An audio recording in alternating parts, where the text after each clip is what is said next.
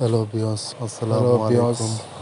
আপনারা দেখতে পাচ্ছেন আবারও একটা লাল নতুন ভিডিও নিয়ে আসলাম। সোনালী রুই মাছের পোনা। এগুলো হচ্ছে এই মাছগুলো সাইজ সোনালী রুই মাছের পোনা।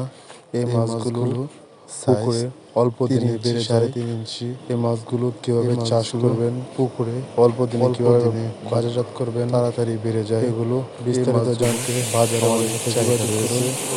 আর এই মাছগুলো চাষ করে কত সুন্দর লাভবান হতে পারবেন। দেখুন প্রতি শতকে লাল টকটকে রুই মাছের পোনা। এই মাছগুলো 30 থেকে 200 থেকে 250 পিস দিতে পারবেন। 30 থেকে 35 পিস 4 থেকে 5 মাসের ভিতরে 800 কেজি হবে। এই মাছগুলো বাজারে অনেক চাহিদা রয়েছে।